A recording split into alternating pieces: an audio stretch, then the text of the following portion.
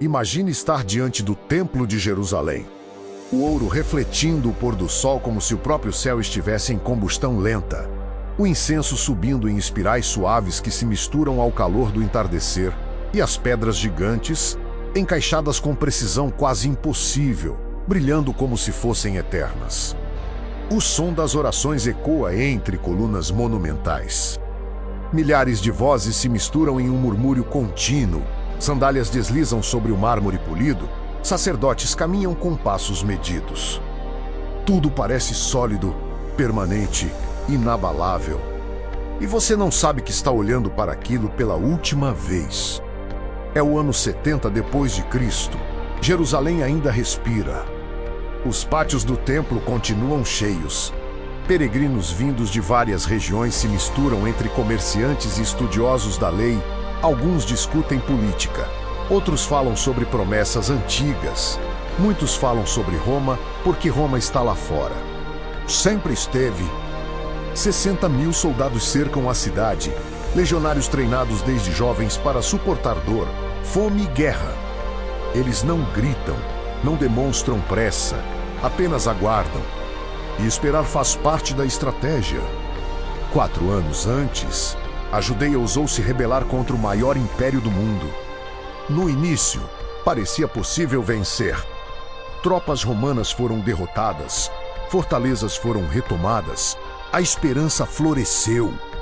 Mas Roma não esquece derrotas, e Roma não tolera desafios. O cerco começou silencioso e calculado. Estradas foram bloqueadas, rotas comerciais interrompidas. Uma muralha externa foi construída ao redor da própria Jerusalém, transformando a cidade em uma prisão cercada por outra prisão. Ninguém entra, ninguém sai. No começo, ainda havia alimento.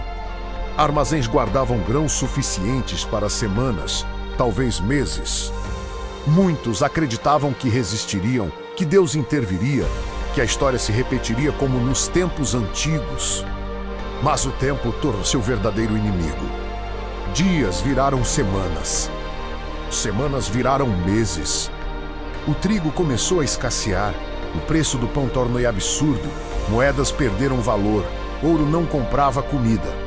Famílias trocaram joias por punhados de farinha. Depois trocaram móveis, roupas, qualquer coisa que pudesse garantir mais um dia de sobrevivência. Até que não restou mais nada para trocar. A fome começou como desconforto e terminou como desespero absoluto. A cidade mudou, o cheiro mudou. O comportamento mudou. Discussões explodiam por pequenas porções de alimento. Pessoas escondiam migalhas até de parentes. Vizinhos desconfiavam uns dos outros. Mas o maior inimigo não estava apenas fora dos muros. Estava dentro deles. Jerusalém estava dividida. Facções rivais disputavam poder político e religioso enquanto Roma mantinha disciplina absoluta do lado de fora. Extremistas defendiam resistência até a morte. Moderados falavam em negociação. Em um ato extremo, depósitos de comida foram incendiados por líderes radicais para forçar a população a lutar até o fim. A decisão foi devastadora. O pouco que restava desapareceu. A cidade começou a morrer por dentro. Mesmo assim, o templo permanecia de pé, imponente e brilhante. Sacrifícios ainda eram oferecidos, orações ainda eram entoadas, como se as pedras pudessem impedir o curso inevitável da história. 40 anos antes, um homem havia caminhado por aqueles mesmos pátios e dito que chegaria o dia em que não ficaria pedra sobre pedra. Na época parecia impossível. O templo era colossal demais para cair, mas a história não respeita monumentos. Enquanto Jerusalém enfraquecia internamente, Roma avançava externamente. Torres de cerco opram-se das muralhas. Arietes golpearam portões repetidamente, catapultas lançaram pedras gigantes que esmagavam torres e casas. Cada impacto era um aviso, cada rachadura um presságio. E então chegou a última noite. O ar parecia mais pesado, quase irrespirável. Dentro das casas, famílias se encolhiam na escuridão, sem azeite suficiente para manter lamparinas acesas. Do lado de fora, Roma se movia com precisão mecânica. As muralhas externas finalmente cederam. O som da ruptura ecoou como um trovão atravessando a cidade. Roma entrou. A invasão foi rápida e brutal. Soldados avançavam em formação fechada, escudos erguidos, espadas curtas brilhando sob a luz das chamas. Rua após rua foi tomada. O fogo começou em pontos isolados e rapidamente se espalhou.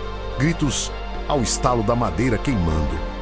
A resistência enfraquecia não apenas pela força romana, mas pelo esgotamento acumulado de meses de fome e medo. No coração da cidade, o templo ainda permanecia iluminado pelo reflexo distante das chamas.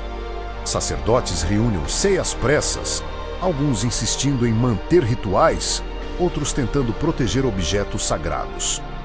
Havia medo onde antes existia convicção. Roma aproximava-se. O combate nas escadarias foi intenso. Defensores lutavam com a última energia que lhes restava. Ali não era apenas território. Era identidade, era fé, era a própria alma da cidade. Então uma tocha foi lançada. Pequena no início, quase insignificante. Mas o vento mudou. As chamas encontraram madeira seca, encontraram tecido, encontraram oxigênio. Cresceram rápidas, violentas, imparáveis. Cortinas sagradas pegaram fogo, vigas começaram a estalar, o calor tornou-se sufocante. O ouro começou a derreter e escorrer pelas fendas das pedras como lágrimas incandescentes. O brilho que antes simbolizava a glória agora refletia destruição.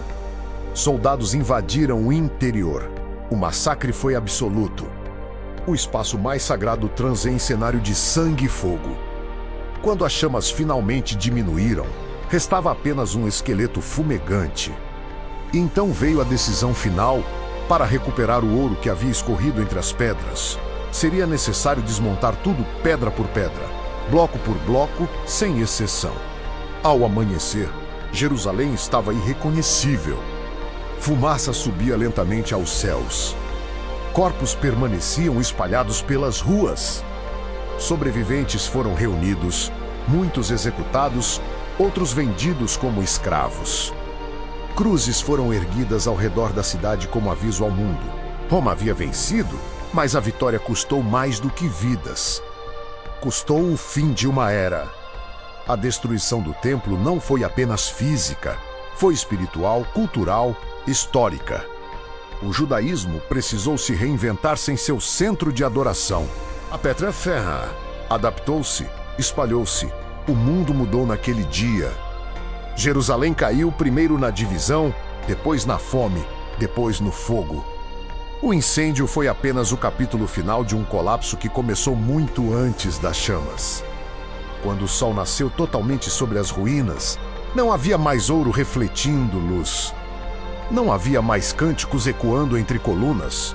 Não havia mais muralhas transmitindo segurança. Restavam cinzas, silêncio e uma pergunta que atravessa os séculos. Estamos atentos aos sinais da nossa própria época ou também acreditamos que nossas estruturas jamais cairão? A história não grita, ela sussurra. E aqueles que ignoram seus sussurros aprendem através das ruínas.